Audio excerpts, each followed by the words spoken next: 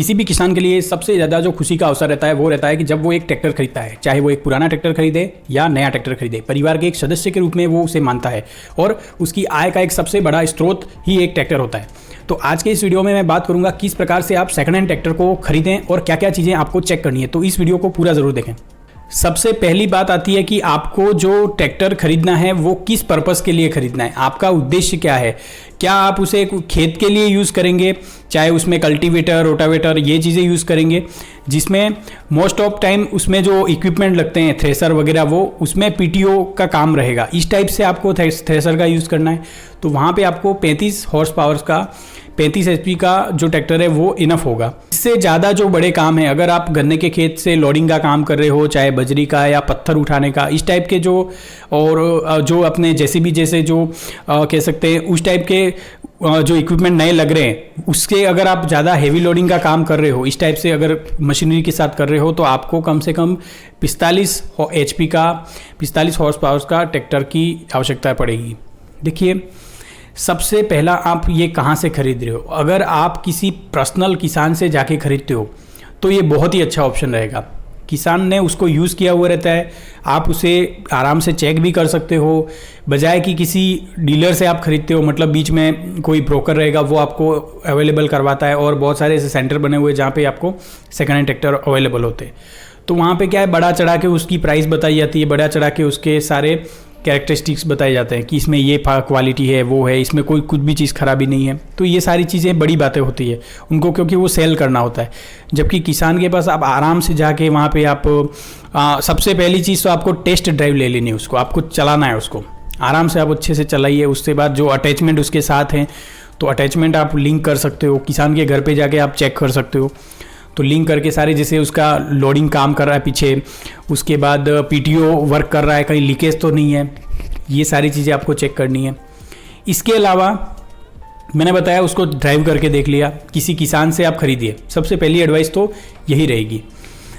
दूसरी बात, इसमें आपको क्या क्या चीज़ें चेक करनी है। चेक करने के लिए मैं बता देता हूँ, इंजन से रिलेटेड आपको क्या चीज़ें चेक करनी है। इंजन से जुड़े हुए सबसे पहले आप ऑयल प्रेशर का जो सिंबल होता है, ऑयल प्रेशर को देखिए, चालू करके देखिए कि उसकी नीडल साथ साथ में आ रही है कि नहीं आ रही है। मतलब आपने जैसे वो बंद है तो वो उसकी नीडल डाउन रहेगी, और चालू किया तो वो नीडल राइट में आ जाएगी। तो जब आप उसे बंद करेंगे तो वो बंद होने के साथ साथ ही नीचे आनी चाहिए। इस टाइप से उसका ऑयल प्रेशर चेक किया जाता है। इसके बाद आपको इंजन ऑयल चेक करना है। इंजन ऑयल एकदम ज़्यादा काला तो नहीं है, बिल्कुल ख़राबी कंडीशन में तो नहीं है, क्योंकि ये भी एक लक्षण होता है इंजन की खराबी का, और आपको पूरा ऑयल चेंज करवाने का भी उसमें कॉस्ट उसमें जुड़ जाएगा। इसके बाद आपको उसके टायर चेक करने हैं। देखिए, कम से कम इसमें मैं बताऊं 80 हज़ार से लगा के 1 लाख तक के चारों टायर उसके चेंज होंगे। तो इतनी उसकी कॉस्ट होती है नए टायर की। तो अगर आप जो बीच वाले जो बड़े टायर है उसकी आप देख लीजिए कि उसकी ग्रिप वगैरह कैसी है। ग्रिप जितनी बड़ी रहेगी उतना आपका ट्रैक्टर बहुत ही अच्छे से उसको चल पाएगा। उसकी ग्रिप रोड पे भी अच्छी रहेगी, लोडिंग के टाइम पे भी अच्छा काम करेगा, चढ़ान के टाइम पे भी। तो ये सारी चीज़ें आपको चेक कर लेनी है। तो टायर वगैरह आपने चेक कर लिया। इसके बाद आपको ऑयल का मैंने बता दिया। इसके बाद आपको जो ये पेडल वगैरह है, ये सारी चीज़ें देख लो। आप लिफ्ट का पीछे देख लो, उसमें अटैचमेंट अटैच करके देख लो। ये बेसिक चीज़ें होती है। उसके बाद आप साइलेंसर से देख लो कि कहीं एकदम ज़्यादा ब्लैक धुआं तो नहीं आ रहा। इसके साथ ही आपको उसका स्टीयरिंग देखना है। आपको जब भी टेस्ट ड्राइव लेंगे तो आपको देखना है कि उसकी बैलेंसिंग क्या है। उसके बाद जैसे आगे के जो टायर हैं वो बराबर रोटेट हो रहे हैं कि नहीं हो रहे स्टीयरिंग के साथ साथ, और कोई इंजन में से कोई थर्ड आवाज़ तो नहीं आ रही है। एक जो नॉर्मल स्टार्टिंग आवाज़ होती है, उसके बाद इंजन की आवाज़ होती है। इसके अलावा अंदर किसी और चीज़ की आवाज़ तो नहीं आ रही है, क्रैंक वगैरह की या किसी इंस्ट्रूमेंट की। तो ये चीज़ें आपको ध्यान में रखनी है। इसके अलावा आपको इंजन खोल के देख लेना है कि कहीं कुछ मॉडिफिकेशन तो नहीं हुआ है, या फिर कोई एक्सीडेंटल चीज़ भी आपको पकड़ाई जा सकती है। तो अब ये चीज़ आप ध्यान रखें। इसलिए मैं कहता हूँ पर्सनल आप किसान के पास जाते हो तो चांसेस कम रहते हैं, क्योंकि वो उसको मेंटेन करता है, उसको अपने एक सदस्य के रूप में रखता है। तो ये चीज़ क्योंकि उसके लिए सबसे इंपॉर्टेंट चीज़ होती है। और ब्रोकर वगैरह क्या होते हैं, वो ऐसी चीज़ें पकड़ते हैं और बहुत अच्छा मार्जिन कमा लेते हैं सेल करके। तो ये चीज़ आप ध्यान रखें, बहुत ही बड़ा फ्रॉड हो सकता है आपके साथ, और बहुत बड़ा खर्चा बैठ जाएगा आपके। जब आप उसे चलाएंगे तो 6 महीने साल भर में ही ऐसी चीज़ें उसमें काम आ जाएगा। आपके गियर संबंधी काम आ गया, या फिर क्लच प्लेट का कोई बड़ा काम आ गया, या फिर अंदर कोई ऐसा इंस्ट्रूमेंट ख़राब हो गया जो बहुत ज़्यादा उसका कॉस्टली, और मोस्ट ऑफ पार्ट इसके कॉस्टली होते हैं। तो ये चीज़ आप अच्छे से ध्यान में रखें। ग्रामीण क्षेत्र में अगर आप ट्रैक्टर से कोई बिजनेस शुरू करना चाह रहे हो तो आपको स्टार्ट में सेकेंड हैंड ट्रैक्टर से ही शुरू करना चाहिए। मेरी एक ये बहुत ही, मैं कहूँगा आपको बहुत ही अच्छी एडवाइस दे रहा हूँ, क्योंकि नया ट्रैक्टर लेना बहुत ही ज़्यादा कॉस्टली पड़ जाएगा। सारे इक्विपमेंट उसके साथ लगाऊं, मैं आपको बताऊं 12 से 13 लाख रुपए में कंप्लीट उसका पूरा सेटअप आप जगह जगह से भले सेटअप जुगाड़ करेंगे और जो भी एजेंसी रहेगी वो प्रोवाइड करवा देगी, लेकिन इतना बड़ा खर्चा आपका है। चाहे आप एक नॉर्मल 35 से 40 HP का भी ट्रैक्टर लेते हो तो आपका उसके साथ जो इक्विपमेंट लगेंगे वो बहुत ज़्यादा कॉस्टली हो जाएंगे। तो ये चीज़ आप ध्यान रखो। स्टार्ट अगर कर रहे हो बिल्कुल, और ये एक ऐसा बिजनेस है जो 12 मासी चलेगा। कैसे चलेगा देखिए, सीजन के टाइम पे जैसे अभी है तो अभी थ्रेसिंग का काम चल रहा है, उसके बाद जो अनाज निकल रहा है, जो भूसा आ रहा है उसको एक जगह से दूसरी जगह लोडिंग का काम चल रहा है, गन्ने के खेत वगैरह हो गए, लोडिंग का काम हो गया। तो सीज़न के टाइम पे आप फसलों का काम करोगे, चाहे उसकी जुताई का काम हो गया, कल्टीवेटर का, जैसे उसमें जितने भी इक्विपमेंट है उसका, चाहे नर्सरी में कोई, हर इक्विपमेंट का अलग अलग जगह पे यूज़ है। सीज़न के टाइम पे आप ये सारी चीज़ें करेंगे। अब हम बात करते हैं नॉन सीज़न में आप क्या करेंगे। नॉन सीज़न के अंदर जितने भी कंस्ट्रक्शन से संबंधित काम है, चाहे आप रेती ढिलाई का काम कर रहे हो, चाहे पत्थर हो गए, ईंटें हो गई, इस टाइप से जितने भी आप, चाहे ईंटों के भट्टों पे कोई ट्रैक्टर लगा रहे हो, चाहे रेत के जो किनारों पे, अपने नदियों के किनारों पे जो रेत निकालने वाले वहाँ पे आप लगा रहे हो, चाहे कोई बड़ी बिल्डिंग वगैरह ये वहाँ पे, आपको इसके लिए क्या चीज़ें करनी पड़ेगी मैं आपको थोड़ी ट्रिक्स बता देता हूँ। ठेकेदार से, लेबर से, इनसे आप कांटेक्ट रखिए, ऑटोमेटिक आपको वहाँ से काम मिलने शुरू हो जाएंगे। इसके अलावा आप एक काम और कर सकते हैं, जो ये जेसीबी वाले रहते हैं इनसे आप कांटेक्ट कर सकते हो। तो जब भी उनका काम रहेगा तो ऑटोमेटिक, मैं बताऊँ, दिन के कम से कम 1 से 2 राउंड आपके बहुत ही अच्छे से, बिल्कुल नॉन सीजन में भी आपका ये चलता रहेगा। इसके लिए आपको पर्टिकुलर, सबसे पहली चीज़ तो आपको खुद को भी ड्राइव करने आना चाहिए। आप कोई और काम नहीं करते तो आप बिल्कुल इसको, सारे इक्विपमेंट को ऑपरेट करना सीख लें सेफ्टी के साथ, क्योंकि थोड़ी सी भी लापरवाही बहुत ज़्यादा भारी पड़ती है लाइफ टाइम के लिए। और ऐसे केस मैंने लाइव देख रखे हैं, तो इसलिए ध्यान रखें। थ्रेसर वगैरह ये सारी चीज़ें बहुत ज़्यादा कह सकते हैं, इनको ऑपरेट करना अच्छे से आना चाहिए। दूसरी बात कि आपको अगर नॉन सीज़न में आप कोई और काम कर रहे हो तो आपको एक अच्छा ड्राइवर आपको इसके लिए रखना पड़ेगा। उसको सैलरी दीजिए, रोज़ आपके पास आएगा, जितने भी चीज़ें हैं उसको ऑपरेट करेगा, जहाँ जहाँ भी लगाना है, जो जो भी डिमांड आ रही है उस हिसाब से वो काम करेगा।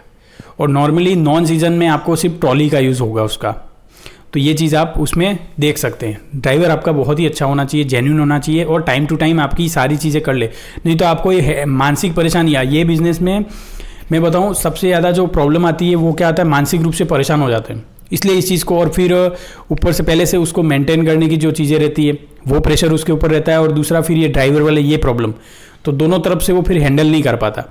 तो इसलिए ज़्यादातर लोग इस बिज़नेस को अवॉइड करते हैं। ज़्यादा नया अमाउंट, मतलब कह सकते हैं बड़ा अमाउंट तो इन्वेस्ट करने से पहले स्टार्ट में आप ये ले लीजिए। स्टार्ट चल गया तो आप, मैं बताऊँ, नया भी खरीद लेंगे, 2-4 चीज़ें और खरीद लेंगे इसके साथ ही।